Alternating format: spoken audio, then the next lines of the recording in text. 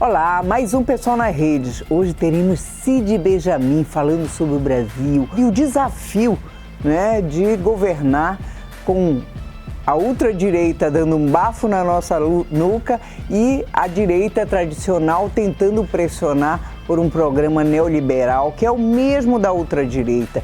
É necessário que o movimento social vá para as ruas.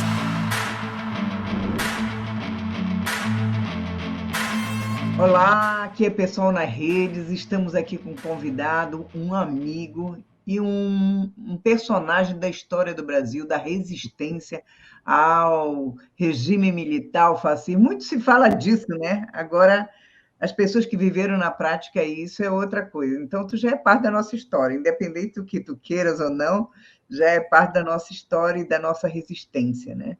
Então, para mim é uma honra, assim, de te ter aqui, contribuindo com esse debate sobre a difícil situação que nós vivemos no Brasil.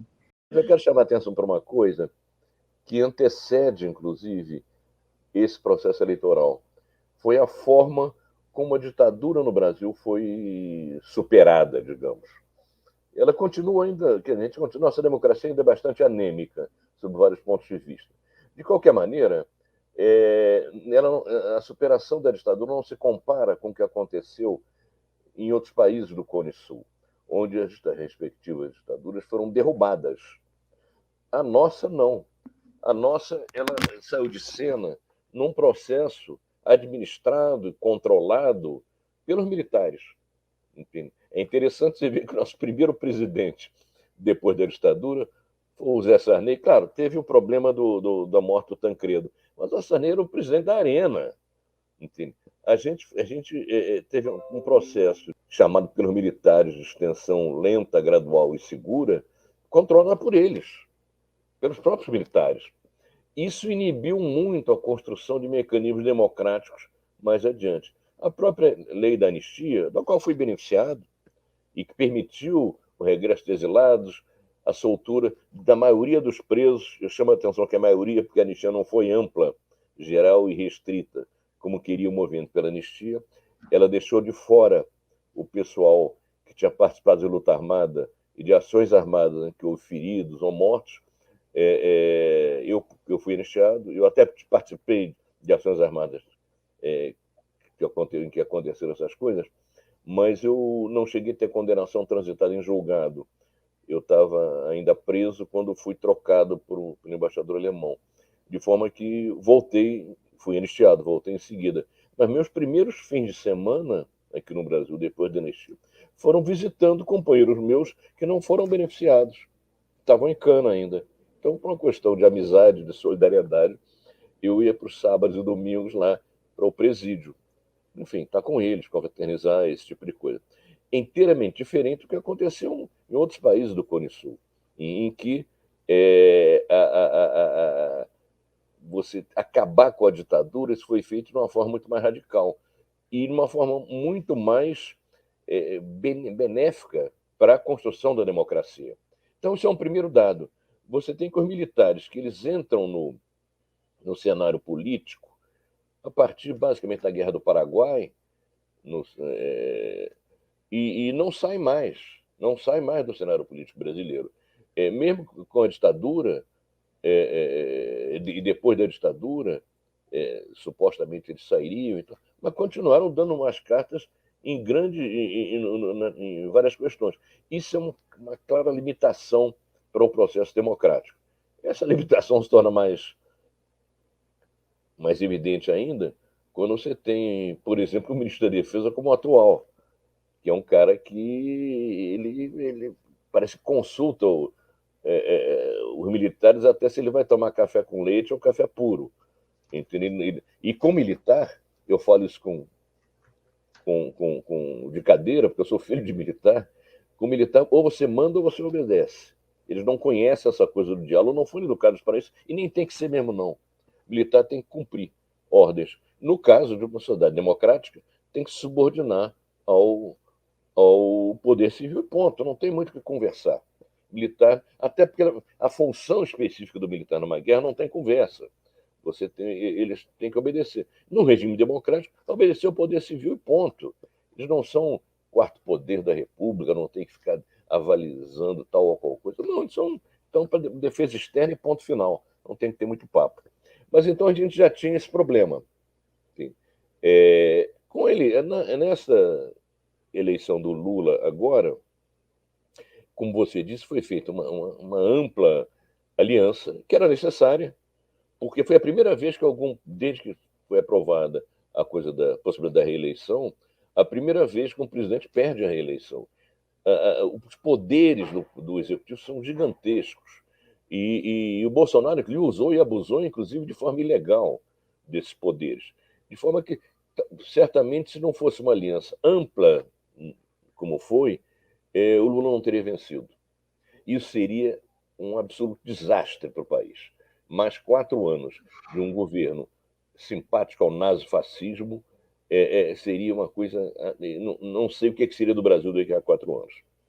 O fato é que ganhamos com essa composição e, principalmente, ganhamos com a composição do Congresso, onde a direita é maioria.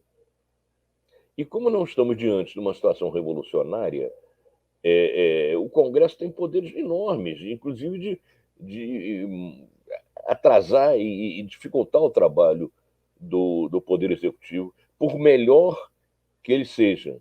E eu não sou exatamente um fã de algumas decisões. Votei no Lula, não me arrependo, votarei de novo em circunstâncias parecidas.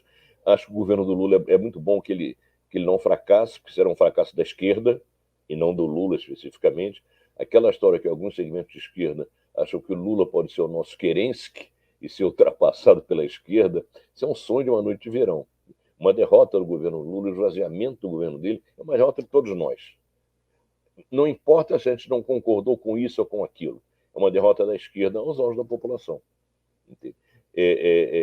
Então, é um quadro que, além do governo, de certa maneira, refletiu o que foi a campanha e a aliança para a campanha, e teria que refletir mesmo, quer dizer, você tem um Congresso, entende? Que é um Congresso de direita. O Ulisses Guimarães, já morto, é um cara conservador, mas lúcido, um democrata. Ele dizia uma coisa em relação aos sucessivos congressos que eram eleitos no Brasil, e ele dizia uma coisa que se afirmou como verdade absoluta. Está reclamando desse Congresso? Espera o próximo. Entende? Há um processo de piora progressiva do Legislativo. E o Legislativo pode muito, ele pode manietar, ele pode atrapalhar muito o governo. Então, essa questão que você levantou da governabilidade, claro que às vezes tem governos que não querem avançar e usam esse termo para justificar a sua falta de disposição de avançar. Mas é um problema real. É um problema real. Entende? E daí, inclusive, que não me incomoda tanto. Claro que há exageros. Eu soube hoje ou ontem que, num cargo na Sudene, nomearam um bolsonarista que aparece nas redes sociais cantando lousa ao Bolsonaro. Não precisa chegar a tanto. Agora, você ter gente de centro-direita e até de direita no governo é meio que o pedágio que foi pago, entende? Para você fazer aquela chapa e ganhar. Te digo com maior franqueza, me incomoda menos você ter gente conservadora no governo, me incomoda mais ter gente supostamente de esquerda, ou até de esquerda, digamos, que faz uma política conservadora. Eu, por exemplo, penso que apesar de que, enfim, seria compreensível algum tipo de concessão na área econômica, francamente, a política que o Ministério da Fazenda faz, e em particular o ministro, o Haddad, faz, é uma política que atende muito mais ao capital financeiro. Entende? E ele supostamente é dos nossos. Então, isso me incomoda mais do que você ter algumas figuras carimbadamente de direita ou conservadoras no governo. Mas como é que essa coisa pode ser enfrentada? É através da pressão das ruas. Só que se coloca um outro problema aí também, quer dizer, como fazer essa pressão das ruas? Quer dizer, a gente quer botar gente na rua, mas não tem conseguido, pelo menos não tem conseguido em escala expressiva. Esse é o grande dilema, na verdade. É um dilema que não é só dos partidos e dos segmentos de oposição que estão fora do governo, isso é uma coisa, e aí não é o caso de não vamos pressionar o governo, porque. Não, tem que, o próprio Lula ele tem dito que quiser ser pressionado. Vamos cumprir esse desejo dele, vamos pressioná-lo, claro. Sem porra louquice, sem nada, mas, enfim, mostrar que a população não quer sair do jogo, tá do jogo. Mas então, isso é a primeira coisa. E a segunda coisa diz respeito a medidas de governo. Enfim, o governo Lula, ele me parece muito tímido nesses quase 5 meses aí. É um pouco aquele programa da Globo, vale a pena ver de novo. Fica retomando programas antigos, agora com muito pouca coisa que afete efetivamente a vida das pessoas, em particular a vida dos segmentos populares, que deram a vitória ao Lula. Então, esse é o grande desafio. De um lado, a gente conseguir mobilizar os trabalhadores e a população em geral, os democratas, enfim, no sentido de levantar suas demandas, botar em cima da mesa, etc. Mas, além disso, é preciso que o governo ele se preocupe especialmente em medidas que vão satisfazer, vão melhorar a vida dessas pessoas mais pobres, entende? Que a desigualdade continua uma chaga brutal no Brasil. Enfrentar essa questão é fundamental. Porque se o governo não faz isso de forma decidida, e se não há pressão de massa, o que vai ser esse governo Lula vai ser simplesmente a reedição de alguns programas sociais bons, necessários, para melhorar a vida dos mais lascados, entende? E ter uma política geral já atendendo a chamada Faria Lima, aquela rua do senhor França. Né? Quer dizer, isso aí está pintando ser isso. Está pintando ser isso. Entende? Agora, é motivo para a gente ir para a oposição ao governo? Não, porque é pior. Então, a gente está condenado sem deixar de criticar, sem deixar de fazer mobilizações, mas está condenado a apoiar o governo, entende? Levantando questões, pressionando, etc. Como o próprio Lula diz que tem que fazer. Mas está condenado. É uma situação complicada, porque quando você faz política tendo hegemonia, é muito fácil. Você implementa suas políticas e tal. Quando você não tem hegemonia, é uma encrenca. Porque, por exemplo, eu não deixo de criticar o Lula. Eu, de vez em quando, escrevo uns artiguinhos aí, até mando para companheiros, mando para a Berna e tal. Enfim, vários deles criticam o governo Lula. Agora, é uma crítica que eu não quero que ele caia, não quero demoli-lo, porque aí o que vem é muito pior. Então, Com certeza. é uma situação difícil. Agora, se não houver mobilização dentro e fora, eu chamo a atenção que é também dentro do governo, porque é mais fácil você mobilizar as pessoas em apoio a determinadas medidas de governo que são de interesse popular e que não estão sendo muito tomadas. Entende? Quer É, dizer, você mexer no salário mínimo de forma mais expressiva, você mexer no imposto de renda, você fazer uma série de reformas. Por exemplo, a questão da taxação de grandes fortunas. Isso foi aprovado no projeto Fernando Henrique, está na Constituição. Entende? Quer dizer, então, precisa avançar nisso. Avançar. Está na Constituição, não é é nada só muito regulamentar. subversivo. Pois é, não é nada muito subversivo e nem que exija necessariamente mas, enfim, é preciso então, pressionar por fora e por dentro também, fazer com que esse governo não seja simplesmente um Uma, governo com política neoliberal, retomando Minha Casa Minha Vida, Bolsa Família, que temos que retomar, não tem dúvida, mas isso é muito insuficiente. E aí, eu estou falando muito, só para dar uma arredondada nessa primeira intervenção, eu não sou contra acordos com segmentos da direita. Não sou contra. Eu acho que isso não é uma questão moral. Entende? Quando foi feita a Revolução Russa, havia segmentos dos bolcheviques que não queriam o acordo, finalmente firmado em Brest-Litovsk, que acabava com a guerra. E o Lenin dizia: não temos como seguir com essa guerra. Se quiser, não fizer a paz, acaba a revolução. E foram negociar com os alemães, o governo militarista alemão, que cada vez fazia mais exigências. E alguns bolcheviques diziam, não, isso é inaceitável. O Lenin dizia, não, e se pedirem tal coisa, talvez a gente aceite. Temos que parar com essa guerra para poder construir a revolução. Entende? Então, dependendo da situação, você negocia também com bandidos. Não tem problema. Entende? O problema é o que está negociando e para que serve essa negociação. Eu vejo que temos vários pontos de contato, né, em relação... Primeiro, queremos que o governo Lula dê certo, não só porque se ele não der certo e vier a ultradireita, e aí não é o mesmo personagem, pode mudar o personagem, mas a roupagem é a mesma, né? Porque na França está sendo assim, né? Aparecem novos ultradireitistas além da Le Pen. Então, aqui também, né, tem gente na fila esperando. Hoje por hoje, o imperialismo e a burguesia nacional, né, entre aspas, não joga para isso, a Rede Globo não joga para o impeachment, né, mas se houver um processo de mobilização, impasse, olha aí o MST. O MST está com a linha justa, entende? Onde tem crítica, eles são duríssimos, e aí veio o Padilha falar qualquer coisa contra o MST, falar de invasão e etc.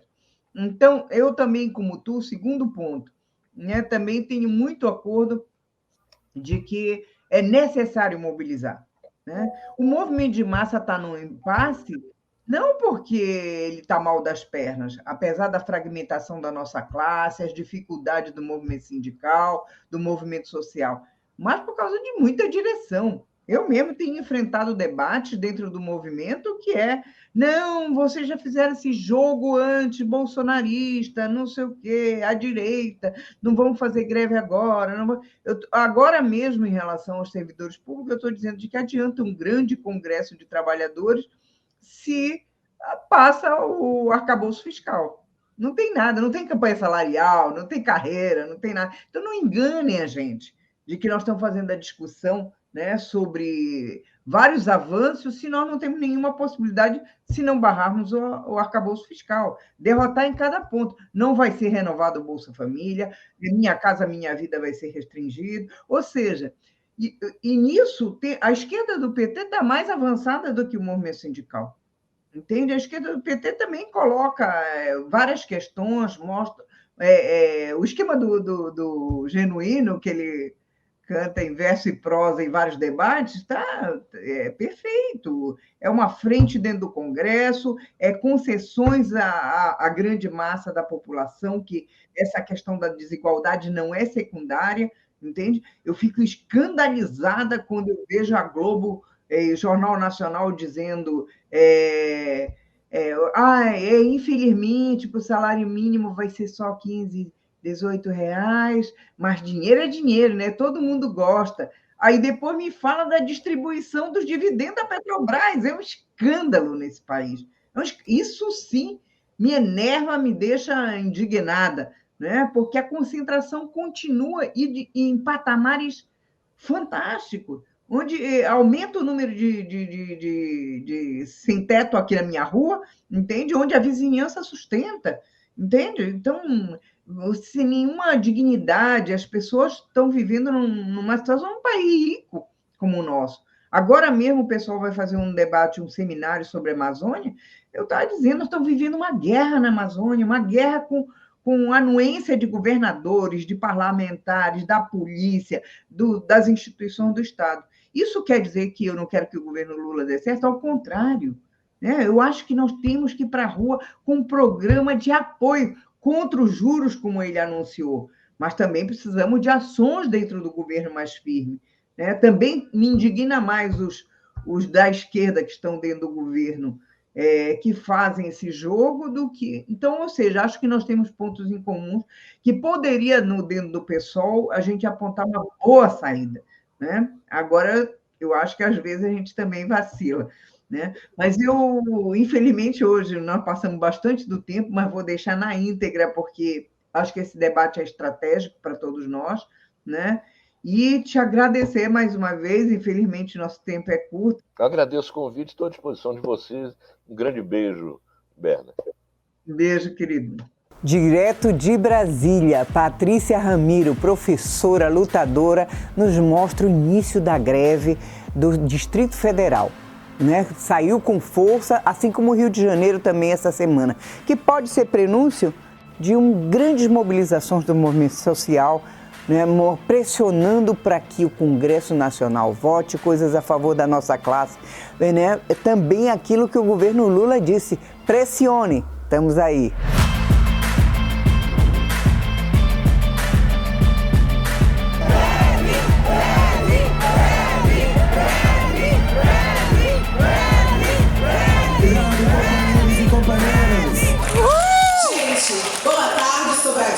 Boa tarde, quem aqui é de Sobradinho, né? A maioria de nós aqui que ocupamos esse espaço são os professores. Quero dizer que essa ansiedade, pessoal, caros deputados, essa ansiedade é porque a comunidade ela sabe falar, e ela sabe o que falar, mas ela não sabe ser escutada. Por quê? Porque esses espaços são poucos e a gente precisa multiplicar esses espaços de fala. A ansiedade da crise no começo, né? A ansiedade de outras pessoas aqui na fala atropelada às vezes, é porque esses espaços são poucos. E eu quero dizer para quem é de Sobradinho, inclusive quem trabalha na Câmara e é de Sobradinho, porque eu tenho muitos colegas aqui que exercem essa função lá.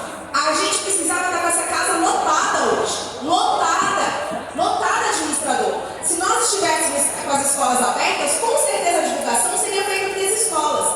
Porque a escola, deputada Paula, a gente tem que ter muita cautela quando a gente fala do seguinte: a criança não está passando fome porque não está tendo aula. A criança não está sendo abusada, como uma senhora que me mencionou, por falta da sala de aula.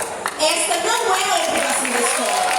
Nós, profissionais da educação, somos formados, nós nos formamos longamente. Eu tenho 28 anos de carreira, tenho 3 graduações, tenho mestrado, tenho especializações, para que eu seja uma excelente alfabetizadora. Essa é a minha função. O Estado precisa garantir espaços de qualidade para as crianças. As creches são esses espaços. As creches, a educação integral, a escola em tempo integral, com realmente espaços públicos para o esporte, para a cultura, o nosso teatro de Sobradinho, o nosso ginásio de esporte, realmente ter estrutura para acolher a criança o dia inteiro, como a gente sabe que é exemplo da educação no mundo. A falta de estrutura é tamanha que a Escola Classe 11 de Sobradinho foi inaugurada em 2008 e colocada como a primeira na lista a receber a quadra coberta em Sobradinho. Se passaram já quantos anos? De 2008 para cá. Imagine, a escola está sem quadra. Nenhuma quadra. Então, assim, é essa precarização da educação que a gente vem denunciar. E a gente denuncia porque a gente sabe que é projeto. É projeto porque, se não fosse, nós não teríamos 60% dos professores hoje em regime de contrato temporário. Ilegalmente. Porque eles estão ocupando vagas de profissionais, professores definitivos. Isso é ilegal. Ilegal é o Ibanez, a gente tem que dizer para ele. Além de ilegal, é irresponsável. Governador Ibanez, o senhor é irresponsável. O senhor chamou uma mesa de negociação na última quarta-feira sem levar uma proposta. Eu não quero dar fora da sala de aula. O nosso primeiro bimestre acabou. Eu queria estar lá, continuando no segundo bimestre. Eu não quero perder o meu recesso. Eu não quero passar semanas trabalhando 6 dias em sala de aula com 5 horas de regência na reposição de aula. Eu não quero isso. Eu queria um governador competente na gestão, que saiba dialogar, porque democracia é lugar de contradição. É lugar de contradição. Sem contradição não há democracia, mas é espaço de diálogo, de entendimento. E não de alguém que está tratando os professores dessa maneira na cidade. Oi, pessoal, a gente está aqui com o deputado Fábio Félix, o deputado mais votado da história do DF e que, claro, está apoiando a nossa greve. Com certeza, a greve da educação hoje é uma prioridade. A greve, como vocês sabem, Patrícia que é professora e todo mundo que está aqui mobilizado, ela é o último instrumento que os professores e educadores usam porque estão sendo abandonados e há muito descaso do governo do Distrito Federal. É uma das carreiras hoje mais maltratadas do ponto de vista salarial, da incapacidade de reestruturação. Então, todo o apoio à greve da educação.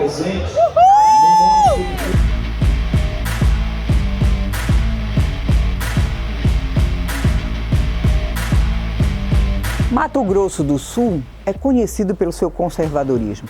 Né? É um lugar onde o bolsonarismo conseguiu fazer um lastro, né? O machismo, a homofobia, né? Tudo que há de atrasado ganhou força ali. O agronegócio também tem muito peso. As CACs, a gente armada, a violência, né? E a violência contra a mulher. No meio de tudo isso, uma companheira é presidente do PSOL de Mato Grosso do Sul. A companheira Márgila vai falar para nós desse desafio. Num estado tão conservador, como construir uma resistência, uma luta, né, contra essa onda conservadora.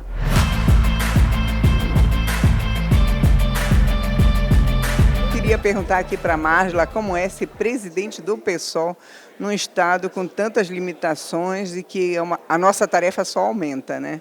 Então, diga lá. Ô Berna, grande prazer estar com você aqui no PSOL nas Redes. Não é fácil, é uma tarefa muito difícil para a gente desempenhar. Eu, em 2015, quando eu me tornei presidente municipal do PSOL, eu fui a primeira presidente municipal do PSOL.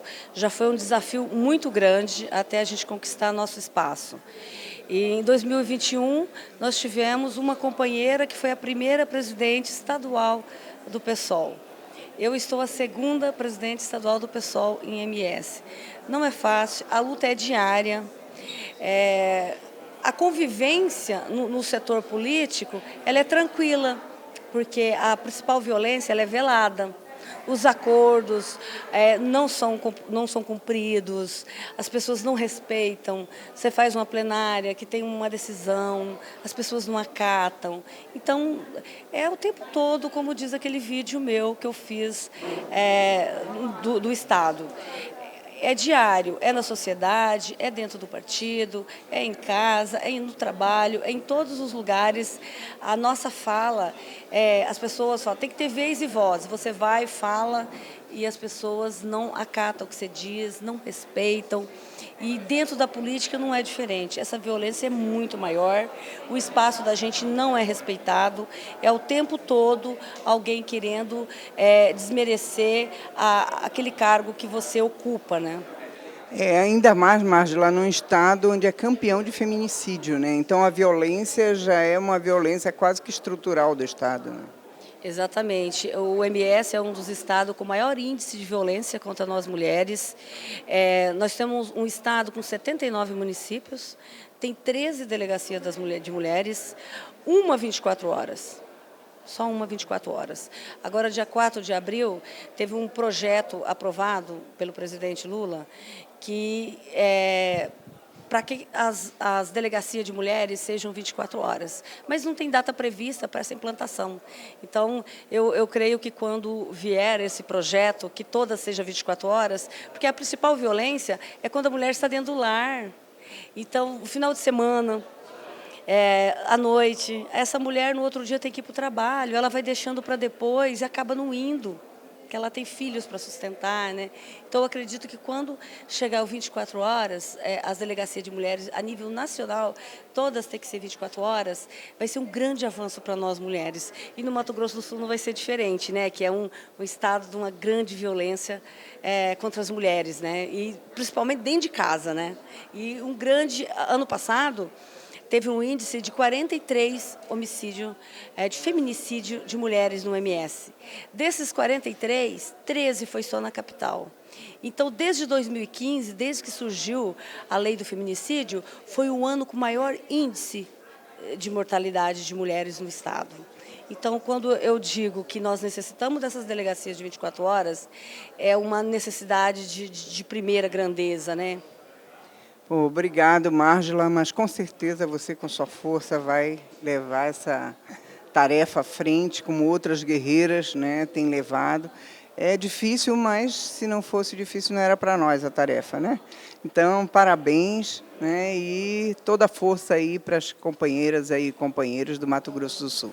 Esse foi mais um PSOL na Rede. Quero agradecer a todos vocês que estão acompanhando e compartilhando. Quando eu passo por aí, eu viajo no Brasil, muita gente se aproxima e diz: estou acompanhando o PSOL na Rede. Então, compartilhe, nos siga, acompanhe. E se perdeu algum, vá lá, que tem lá todos os nossos programas para você assistir e ficar inteirado do que está acontecendo no Brasil e no mundo.